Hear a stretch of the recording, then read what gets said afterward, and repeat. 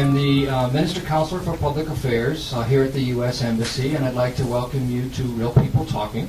We're very excited to have you all out here today, and again, thank you for braving the rain. We're also excited to have with us Mr. Ted Fiocchi, who is the head here of the Drug Enforcement Administration. I've been here 4 years, and I moved back to the United States on Sunday for good.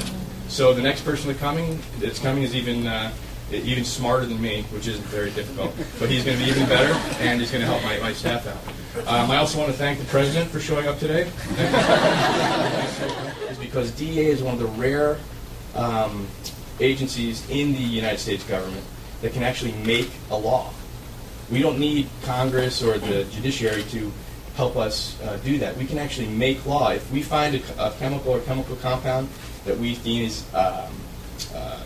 dangerous to the society, our administrator can actually say that drug is illegal on her own. We enforce Title 21, which is basically the drug code of the United States, but we're also able to enforce almost all federal laws if they have any connection whatsoever. You can show any connection to drug trafficking or drug use or anything. Every single day I went to work, it was different. I never knew what it was going to be like. Some days we'd be in court, some days we'd be on the street doing surveillances, other days we'd be doing undercover buys, then other days we'd be doing training, there's some days I went to work in the morning expecting to go home for dinner, but ended up in Vienna. Organizations in the Middle East, like Afghanistan, that are producing large quantities of heroin, look to Korea because of right now, this is a great place to warehouse and purchase large-scale bulk quantities of chemicals, especially a chemical called acidic anhydride. Organizations come here to Korea and are able to purchase these chemicals legally. Now, they can't get them out legally, so then they smuggle them out of the country legally into Afghanistan. Drug trafficking is a multinational, world, global issue.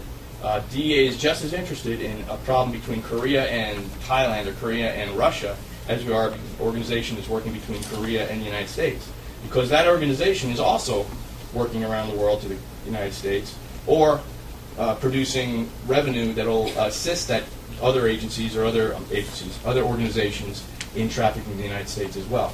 So by attacking an organization in another country, we're also helping our folks in the United States as well. And people do some crazy things using synthetic drugs, jumping out windows. And synthetic drugs are here in Korea. If you think they're not, they are. They're here, and it has increased. It is probably one of the biggest drug threats in Korea, is synthetic drugs. And they're very, very dangerous. No one knows what's in them. No one knows how they're made. No one knows. They've never been tested on humans.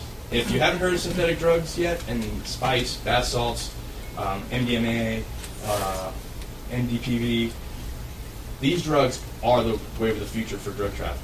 You're very vulnerable to synthetic drugs here in Korea because it's very easy to buy the chemicals legally, and it's very easy to produce.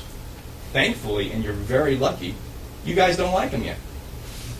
That's fantastic. That's really a good thing, and keep it that way. We'd like to thank Mr. Fiocchi for coming and joining us today and bringing his colleagues, Mr. Kong and Mr. Darling, and we'd like to thank our panel for the questions, and like to thank all of you for coming out today in the rain. So thank you very much, everybody.